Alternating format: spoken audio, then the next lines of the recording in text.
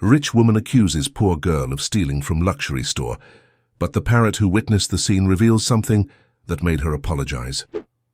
Please listen until the end to be amazed by this story. The gleaming windows of Millworth's boutique reflected the morning sun, casting prismatic patterns across the marble floors. Inside, Rachel pressed her nose against the display case, admiring a delicate silver bracelet that sparkled like captured starlight. Her worn shoes and patched dress stood in stark contrast to the opulence surrounding her, but her eyes held a dreamer's light. Behind the counter, Benjamin, the store's beloved blue and gold macaw, watched the scene unfold from his ornate perch.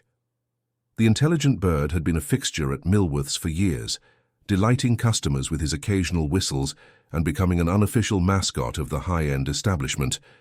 The peaceful morning shattered when Patricia Harrison swept through the doors, her designer heels clicking against the polished floor.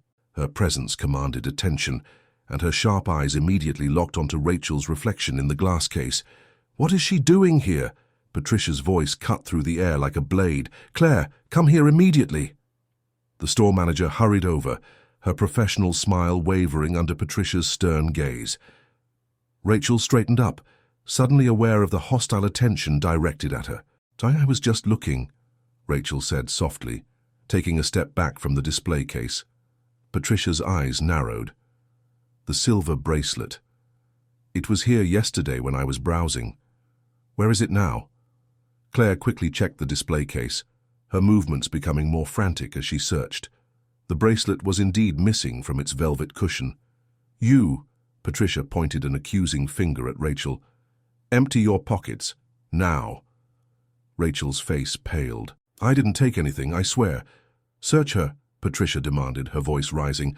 "I won't have thieves in this establishment. I saw her eyeing that bracelet like a vulture." Claire hesitated, torn between protocol and prejudice. The situation was escalating quickly, and other customers were beginning to stare. Benjamin, usually quiet during business hours, began to ruffle his feathers, his head tilting as he observed the commotion below. David, the store owner, emerged from his office, drawn by the growing disturbance. "What seems to be the problem here? This girl," Patricia declared, "has stolen a valuable piece from your store. I demand she be searched and arrested immediately." Rachel's eyes filled with tears. "Please, I didn't take anything. I just wanted to look at pretty things. I would never steal." As David moved to address the situation, Benjamin suddenly spread his wings, drawing everyone's attention. The parrot had witnessed something that morning, something that would change the course of this confrontation entirely. The tension in the store reached a breaking point, with Rachel trembling under the weight of the accusation, Patricia standing firm in her conviction, and Benjamin watching it all with his keen bird eyes, holding a secret that would soon turn everything upside down. Benjamin's sudden movement caught everyone's attention, but what happened next left the entire store in stunned silence. The parrot began making a familiar sound, the distinct click-clack of high heels on marble floor, followed by rustling fabric. It was one of the many sounds he had picked up from his years in the boutique. But then, Benjamin did something more specific. He perfectly mimicked Yasmin's voice. "Mother, look what I found behind the counter. Can I try it on at home?" Patricia's face drained of color. The voice was unmistakably her daughter's, from just yesterday evening when they had visited the store after closing hours, a privilege granted to their family's status as VIP customers. Claire's eyes widened in recognition. "Ms. Harrison, wasn't Yasmin with you yesterday during your private viewing?" Patricia's composure cracked slightly. She remembered now. Yasmin had been fascinated by several pieces, including that silver bracelet. In their rush to attend a dinner engagement, Patricia had hurried them out, barely paying attention to what her daughter was saying. David stepped forward, his expression neutral but firm. "Mrs. Harrison, perhaps we should continue this discussion in my office." He turned to Claire. "Please check the security cameras from yesterday evening." Rachel remained rooted to the spot, tears still streaming down her face, as Patricia was led away. Benjamin had settled back on his perch, preening his feathers as if he hadn't just turned the situation on its head. In David's office, the truth emerged in layers. The security footage showed Yasmin, during their private viewing, picking up the bracelet when Patricia was distracted by a phone call. The young girl had slipped it into her pocket, not out of malice or need, but with the casual entitlement of someone who had never been denied anything. Patricia sat heavily in the leather chair across from David's desk, her earlier righteousness deflating with each passing moment. The weight of her false accusation against Rachel pressed heavily on her conscience. I need to make this right," she whispered, more to herself than to David. Meanwhile, in the store, Claire had brought Rachel a glass of water and insisted she sit down. The poor girl's hands were still shaking, her worn dress now spotted with tears. Other customers whispered among themselves, some shooting sympathetic glances her way, others quickly averting their eyes from the scene they had witnessed. Benjamin, from his perch, continued his normal routine of observing the store's activities. His revelation hadn't been miraculous or supernatural. It was simply the natural behavior of a highly intelligent bird who had witnessed something unusual and repeated it at a crucial moment. The situation had exposed more than just a missing bracelet. It had laid bare the prejudices that lurked beneath the surface of polite society, the quick judgments made based on appearance, and the painful consequences these assumptions could have on innocent lives. David emerged from his office, followed by a subdued Patricia. The contrast between her entrance earlier and her current demeanor was striking. She approached Rachel slowly, her designer heels no longer clicking with authority, but seeming to whisper shame with each step. "I owe you an apology," Patricia began, her voice thick with emotion. "My behavior was inexcusable. I jumped to conclusions based on nothing but my own prejudices, and I hurt you deeply in the process." Rachel looked up, her young face showing wisdom beyond her years. The hardships of her life had taught her both the sting of prejudice and the power of forgiveness. Patricia continued, "I'd like to make this right, if you'll allow me, not just with words, but with actions." David watched the scene unfold, Benjamin still observing from his perch. The Parrot had done more than expose a simple mistake. He had triggered a chain of events that would force everyone involved to confront their own biases and assumptions. As the morning sun continued to stream through the boutique's windows, casting those same prismatic patterns across the floor, the atmosphere in the store had transformed. The incident had cracked the veneer of superficial politeness, revealing the complex humanity beneath. Claire returned from the security office with confirmation about Yasmin's actions. Patricia's face flushed with embarrassment as she listened to the details. Her daughter's casual theft was a reflection of her own parenting, her own values, and the privileged bubble they lived in. "I need to speak with Yasmin about this," Patricia said, more to herself than anyone else. "She needs to understand the consequences of her actions, just as I'm now facing the consequences of mine." Rachel, still seated, watched this transformation with a mix of relief and lingering hurt. The morning's events had shaken her, but they had also shown her that justice could come from unexpected sources, even a parrot named Benjamin.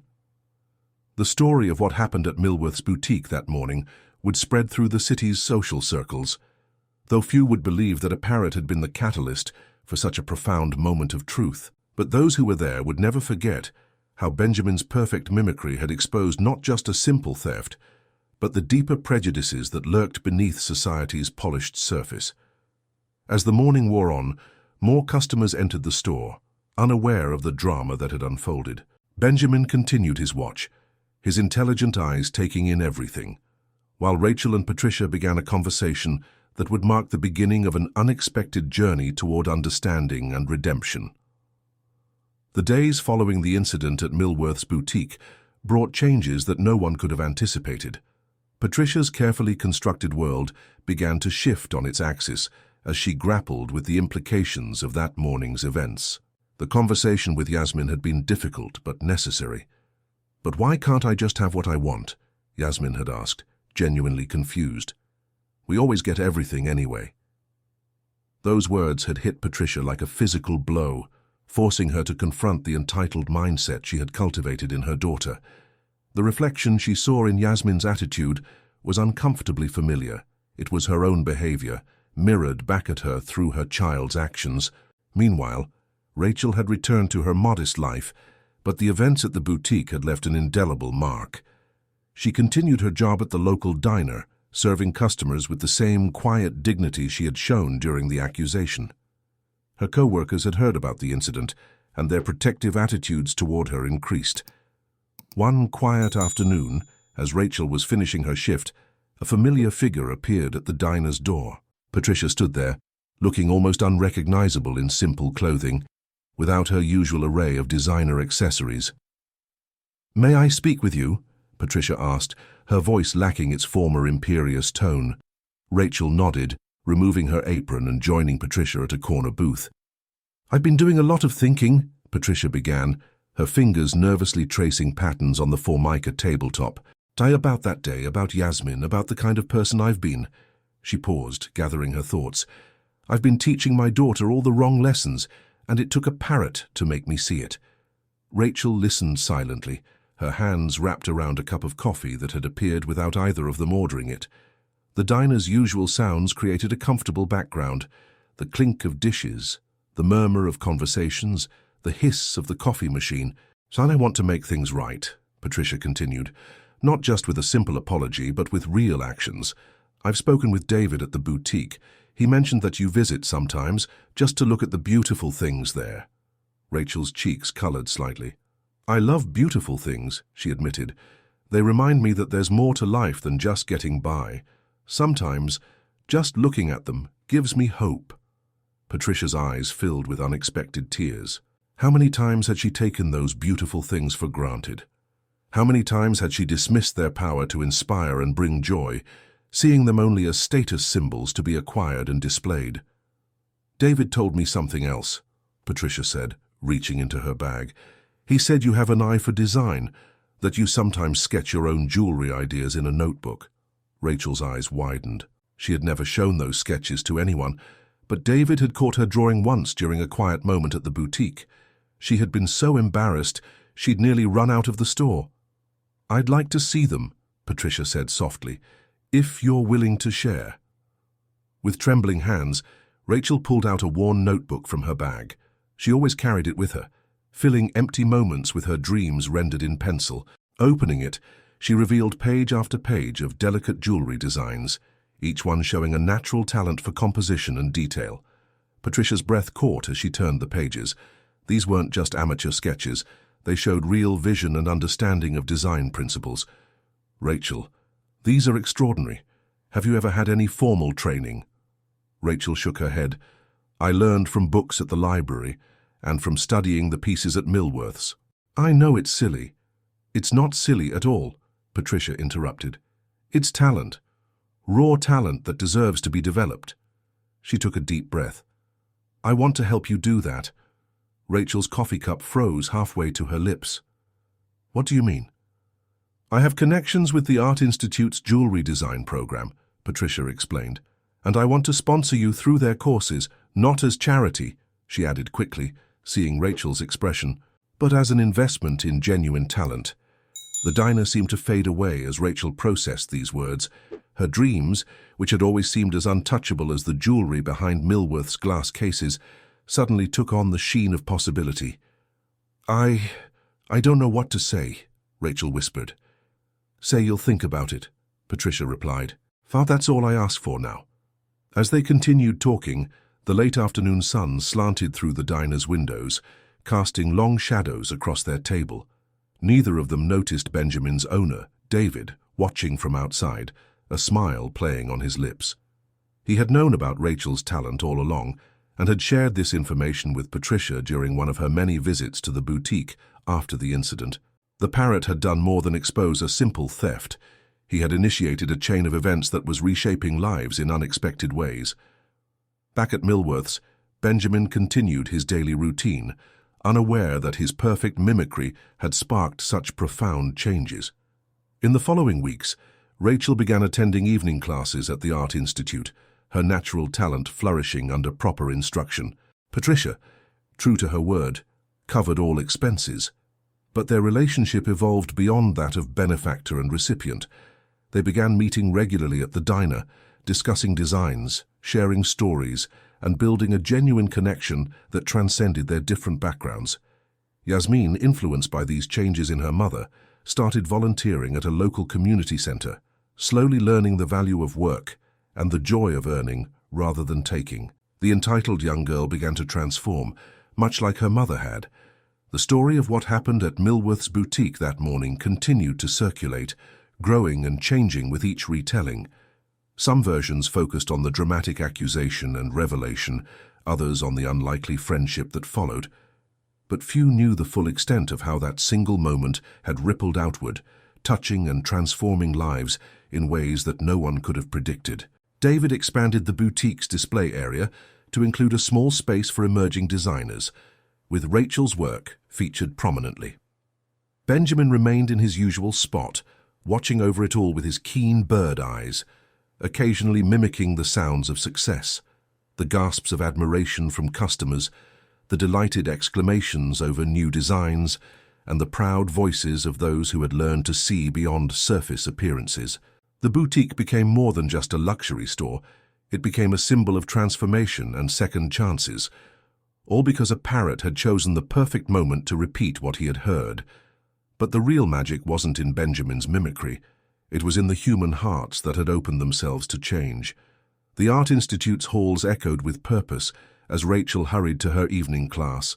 Her worn notebook, once filled with secret dreams, now burst with professional techniques and refined designs. The transition hadn't been easy. She still worked her shifts at the diner, refusing to fully depend on Patricia's generosity. Her hands, though tired from serving coffee and carrying plates, never lost their steady touch when working with delicate jewelry designs. One evening after class, Rachel found Patricia waiting outside, elegant as always, but with a newfound warmth in her bearing. "I have something to show you," Patricia said, her eyes bright with excitement. "David's agreed to let us use the boutique after hours." The city streets were quiet as they made their way to Millworth's.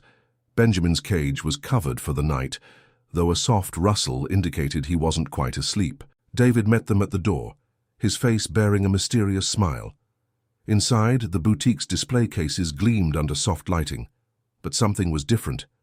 In the center, a new case stood apart from the others, empty except for a small placard that read, "Featured artist Rachel Williams." Rachel's hand flew to her mouth. "What is this?" "Your future," Patricia replied softly. "If you want it. David and I have been talking. He's agreed to display your first collection once you're ready. A real collection, Rachel, with your name on it." David stepped forward, his usual reserved manner giving way to genuine enthusiasm. "Your talent deserves to be seen, and I believe my customers deserve to see it." As Rachel stood there, overwhelmed by the possibility before her, Benjamin rustled in his cage again. David smiled and walked over to uncover him. The parrot blinked in the light, then immediately began mimicking the sound of tinkling jewelry, a sound he'd picked up from years of watching customers try on pieces. "He knows quality when he sees it," David said with a wink, "or hears it, in his case." But the evening held one more surprise. Patricia reached into her bag and pulled out a small, wrapped package. "This isn't charity," she said firmly, seeing Rachel's hesitation. "This is a business investment." Inside the package, Rachel found a set of professional jewelry-making tools, each one clearly chosen with care and knowledge. "How did you know which ones to get?" she asked, running her fingers over the precise instruments. "I did my research," Patricia admitted. "I've been learning too, you know, about jewelry, about design, about what really matters in life." The moment was interrupted by Yasmin's arrival. She had changed significantly since the incident, her entitled attitude replaced by a growing awareness of others. She carried a large portfolio case, struggling slightly with its weight. "I brought everything you asked for, Mom," she said, carefully setting the case on a nearby counter. "All the business plans and marketing strategies we discussed." Rachel looked confused, but Patricia was beaming. "Yasmin has been helping me plan the business side of your launch," she explained. "She's quite good with numbers and social media strategy. It turns out she has her own talents that were just waiting to be discovered." Yasmin blushed slightly at the praise. "I like doing this kind of work," she admitted. "It feels good to earn something instead of just taking it." As they spread the papers across the counter, Rachel saw her dreams taking concrete shape. There were plans for a small initial collection, carefully thought-out pricing strategies, and marketing ideas that would help establish her unique vision in the competitive jewelry market. "We'll start small," Patricia explained, pointing to various sections of the plan. Build your brand gradually, quality over quantity. But Rachel, she paused, making sure she had the young designer's full attention. This is your vision. We're just here to help make it happen. David watched from near Benjamin's cage, satisfaction evident in his expression. The boutique owner had seen many beautiful things in his years of business, but watching this transformation of both people and dreams was perhaps the most beautiful of all. Benjamin, fully awake now, began mimicking the sound of success he'd heard so often in the boutique. The soft gasp of delight when someone found the perfect piece, the gentle click of a jewelry case closing on a completed sale, the murmur of appreciation from discerning customers. Rachel stood in the middle of it all, her eyes moving from the empty display case that waited for her work, to the tools that would help create it, to the people who had somehow become her unexpected support system. The same boutique that had once been the scene of her humiliation had transformed into the launching pad for her future. There's one more thing, David said, moving to his office. He returned with a small, familiar object, the silver bracelet that had started it all. I think this belongs in your first collection, as a reminder of where this journey began. Patricia's eyes welled with tears as she recognized the piece. The bracelet that had caused so much pain would now become a symbol of transformation and growth. She watched as Rachel held it, studying its design with new, professionally trained eyes. I can make it better, Rachel said softly, already seeing improvements in her mind. Keep the essence, but make it more meaningful. That's exactly what you've done with all of us, Patricia replied, putting an arm around her daughter. Kept our essence, but helped us become better. As the night deepened around Millworth's boutique, the small group continued planning and dreaming. Benjamin watched from his perch, occasionally offering his own commentary in mimicked sounds and phrases.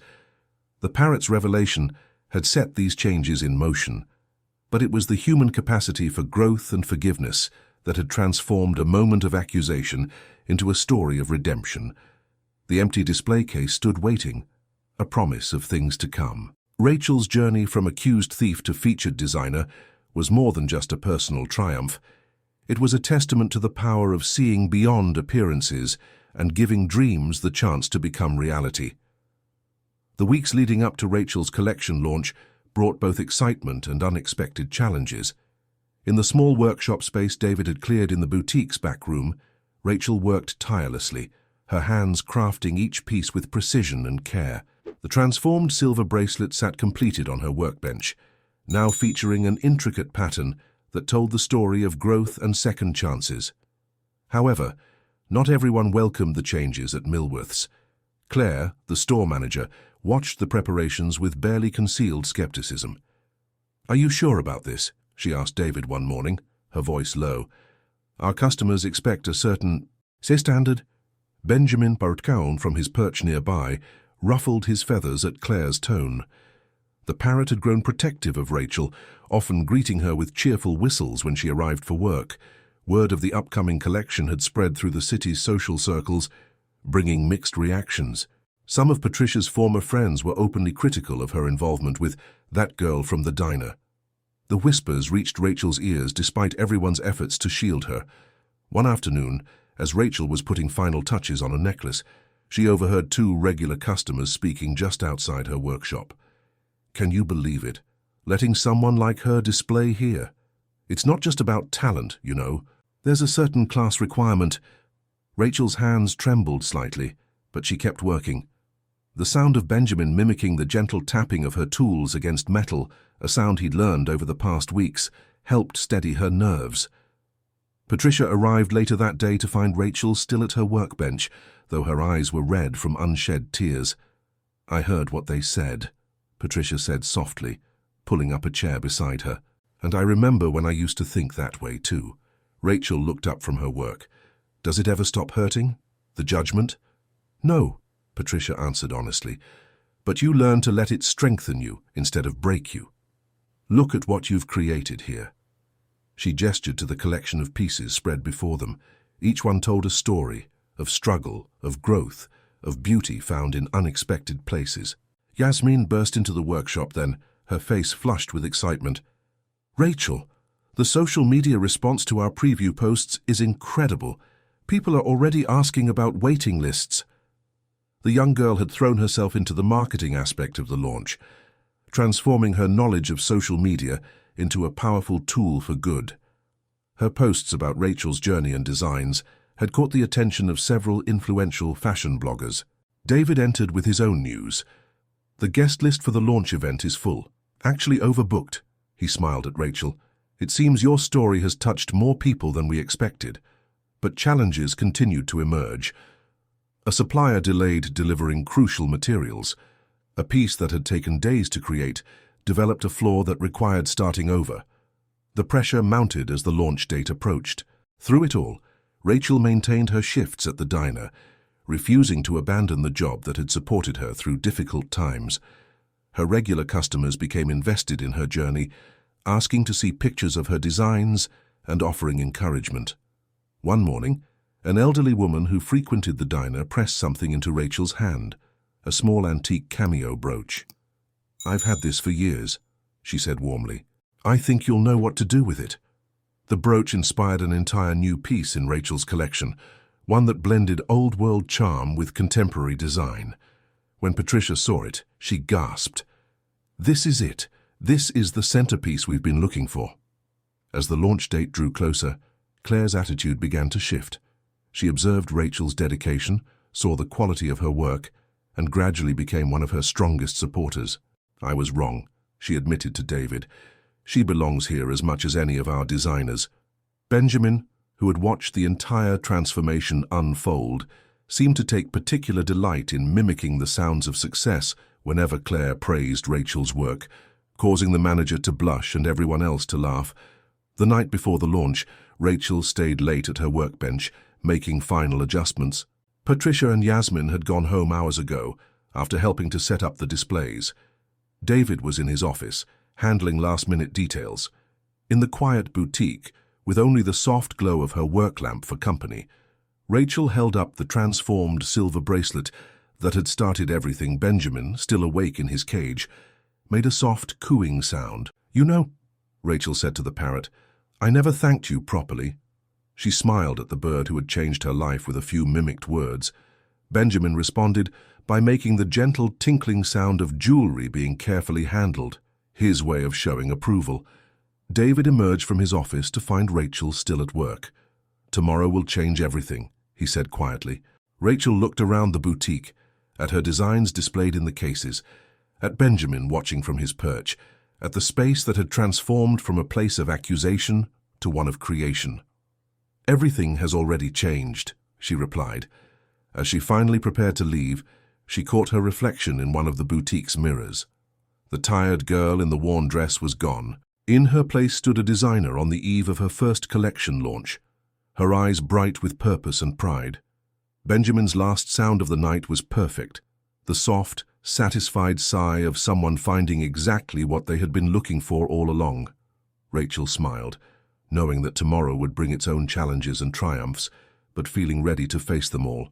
The boutique settled into nighttime silence, the jewelry cases gleaming softly in the darkness, each piece within them telling its own story of transformation and redemption. Tomorrow would mark a new beginning, not just for Rachel, but for everyone whose lives had been touched by a moment of accusation turned into an opportunity for growth. The morning of the launch dawned bright and clear. Millworth's boutique had been transformed for the evening event, with subtle lighting highlighting Rachel's collection in the display cases. Benjamin's perch had been moved to provide him a perfect view of the proceedings, though David had carefully considered whether the excitable parrot might be too disruptive for such an important evening. Rachel arrived early, her hands shaking slightly as she made final adjustments to the displays. She wore a simple but elegant black dress, a gift from Patricia, who had insisted that the designer should look the part. The transformed silver bracelet adorned her wrist, a reminder of how far she had come. "Everything needs to be perfect," Rachel muttered, adjusting a necklace's position by mere millimeters. A familiar whistle interrupted her fussing, Benjamin's way of telling her to relax. Claire appeared with clipboard in hand, every bit the efficient manager. "The caterers are setting up now. The photographers will arrive in an hour for the pre-event shots. And," She paused, checking her list. The fashion editor from Style Monthly confirmed her attendance. Rachel's eyes widened. The magazine was influential in the jewelry design world, and their coverage could make or break a new designer. I didn't know they were coming. That would be my doing, Yasmin said, entering with an armful of event programs. I've been sending them progress shots of your work for weeks. They loved the story angle. Young designer rising from adversity, transforming an accusation into inspiration. She grinned. The social media buzz didn't hurt either. Patricia arrived next, carrying a small box. I have something for you, she said, pulling Rachel aside. Inside was a pair of earrings, simple, elegant, and clearly antique. These belonged to my grandmother. She was a seamstress who worked her way up to owning her own dress shop. Somehow, it felt right for you to wear them tonight.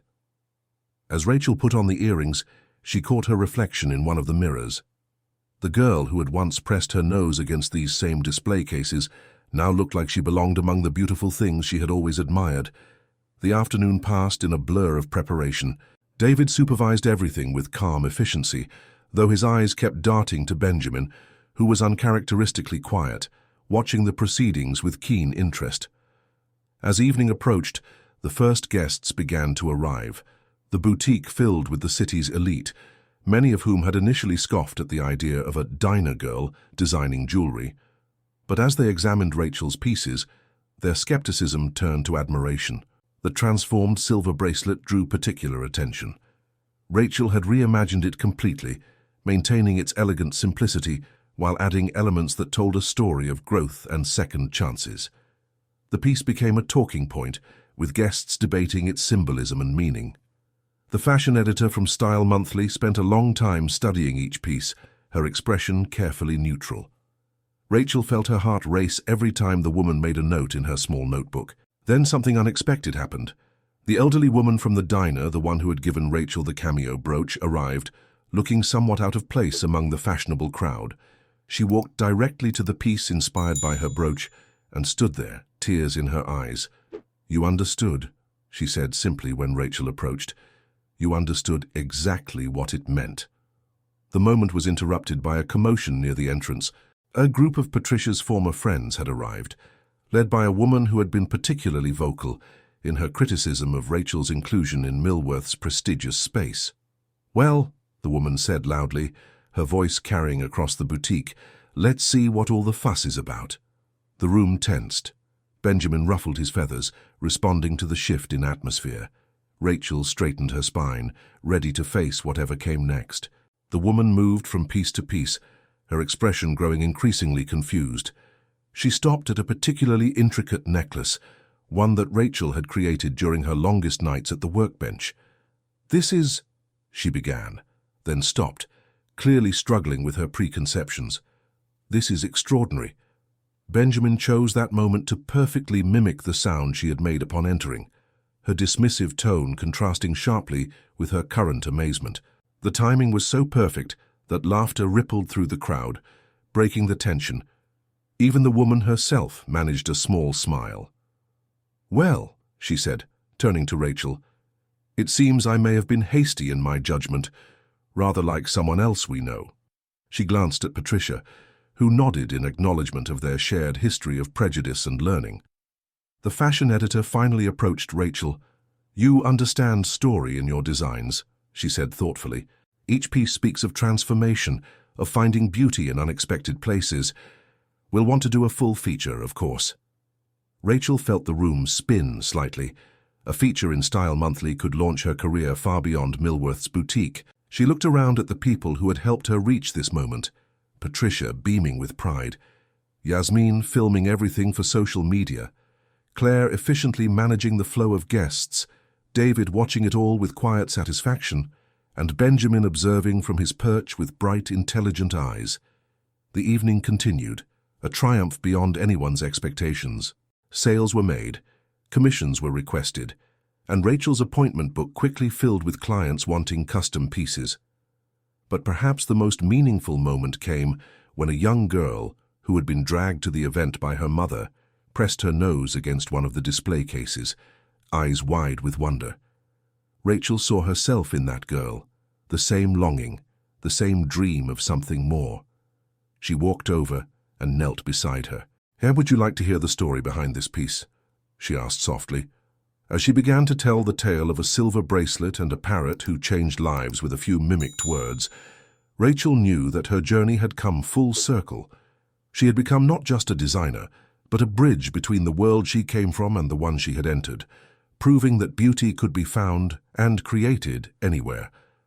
Time had a way of changing things at Millworth's boutique. The morning sun still cast prismatic patterns across the marble floors, but now it illuminated a very different scene from that fateful day when a young girl was falsely accused of theft. Rachel's designs occupied their own permanent section of the boutique, each piece telling its own story of transformation. The original display case that had once stood empty now showcased her latest collection, inspired by moments of change and revelation in everyday life. Benjamin remained at his post, though he had developed new habits. He now greeted aspiring designers who came to show their work to Rachel with encouraging whistles, seeming to understand the nervousness in their steps. His favorite sound to mimic became the gasps of delight when customers found the perfect piece in Rachel's collection. The diner where Rachel had once worked now displayed a framed copy of her Style Monthly feature article. She still visited regularly, sitting in the same booth where Patricia had first offered to help her pursue her dreams. The elderly woman who had given her the cameo brooch became a regular visitor to the boutique, often bringing other treasured pieces for Rachel to draw inspiration from. One morning, as Rachel worked at her expanded workshop space in the boutique, a young girl came in with her mother. The girl wore worn shoes and a patched dress, her eyes wide with wonder as she looked at the jewelry displays. Rachel recognized that look. She had worn it herself not so long ago. "Can I help you?" Rachel asked, approaching them with a warm smile. The mother looked embarrassed. "We're just looking. My daughter loves to draw jewelry designs. She saw your story in the magazine." Rachel's heart warmed as the girl shyly showed her a notebook filled with sketches. The drawings were rough but showed genuine creativity and passion. Benjamin Dapito, watching from his perch, made his soft, approving whistle. "You know," Rachel said, pulling up a chair, "I used to stand outside this very boutique, dreaming about beautiful things. Would you like to hear a story about how dreams can come true in the most unexpected ways?" As she shared her story, Patricia entered the boutique. She paused, recognizing the scene before her, but this time it was Rachel offering guidance and hope to another dreamer. Their eyes met across the room, sharing a moment of understanding. Claire, who had become one of Rachel's strongest advocates, approached with a stack of business cards. "The waiting list for your custom pieces is growing," she announced proudly. "And that piece you donated to the Children's Art Program auction. It raised more than any other item." The Children's Art Program had been Rachel's idea, supported enthusiastically by Patricia and Yasmin. It provided art supplies and mentoring to young people who couldn't afford formal training. The program now operated from a small space next to the boutique, where Rachel taught basic jewelry design skills to eager students. Yasmin, who had found her own path in marketing and business development, had turned her social media expertise into a successful career, helping other emerging artists and designers. She often joked that her greatest achievement was learning the value of earning something rather than taking it. David watched all of this from his office, satisfaction evident in his expression. The boutique had become more than a luxury store. It was a place of transformation, where beauty and second chances went hand in hand. Benjamin's perch had been upgraded to a larger, more elaborate setup, befitting his role as the boutique's unofficial guardian of truth and change. That afternoon, Rachel held a special mentoring session for her art program students. As she shared techniques and encouragement, she wore the transformed silver bracelet, now her signature piece, worn at every important moment. It served as a reminder that beauty could emerge from the most difficult situations. "The most important thing," she told her students, "is not just creating beautiful things, but understanding the story behind them. Every piece of jewelry tells a story, of its creator, its wearer, the moments it witnesses." Patricia, who often attended these sessions, added her own perspective. "And sometimes the most beautiful stories come from moments we might wish had never happened." She touched the silver bracelet on Rachel's wrist gently. "Sir, but those moments can transform us. if we let them. Benjamin, from his perch, began mimicking the sound of Rachel's tools at work, the gentle tapping that had become the soundtrack of creativity in the boutique. The young students giggled, already familiar with the Parrot's habits and timing. As the day drew to a close, Rachel stood in the center of the boutique, surrounded by the evidence of how far she had come. Her designs sparkled in their cases, each one representing a step in her journey. But more importantly, she was surrounded by the people who had become her family: Patricia, Yasmin, David, Claire, and even Benjamin, whose perfect mimicry had started it all. The boutique now embodied a new kind of luxury, one that valued not just the beauty of objects, but the beauty of growth, forgiveness, and second chances. It had become a place where accusations could turn into opportunities, where prejudices could transform into understanding, and where dreams could become reality. As the sun set, casting those familiar prismatic patterns across the floor, a new customer pressed her nose against one of the display cases, admiring a piece of jewelry. But this time, no one rushed to judge. Instead, Rachel approached with a warm smile, ready to share her story once again, proving that sometimes the most precious things we can create are the connections we make with others. Benjamin watched it all, occasionally mimicking the sounds of success and joy that now filled the boutique daily. His random act of mimicry had set in motion changes that none could have predicted, proving that sometimes the truth comes from the most unexpected sources, and redemption can begin with a single moment of revelation. The story of Millworth's boutique and its inhabitants, the falsely accused girl who became a celebrated designer, the wealthy woman who learned to see beyond appearances, the parrot who spoke truth at the perfect moment, became legend in the city. But more than that, it became a testament to the power of second chances and the beauty that can emerge when we open our hearts to unexpected possibilities. And so, the boutique continued to thrive, not just as a place of luxury and beauty, but as a symbol of transformation and hope. Each piece of jewelry that left its cases carried with it a piece of this story, a reminder that sometimes the most valuable things we can wear are the lessons we learn about ourselves and others along the way. Thank you for joining me on this journey into the world of captivating stories. I trust you found today's narrative as engaging as I did. If you enjoyed this exploration into fascinating and compelling narratives, kindly indicate your appreciation by liking this video. Are you watching on mobile? Show your appreciation with a double tap for hype. For more captivating stories and journeys into the heart of compelling storytelling, please subscribe to the channel and activate notifications so you don't miss a single upload. Your thoughts and interpretations are most welcome. Please share your perspectives on today's story in the comments below. And if you believe others would find this content engaging, please consider sharing the video with your network. Until our next journey into the world of captivating tales, I bid you farewell.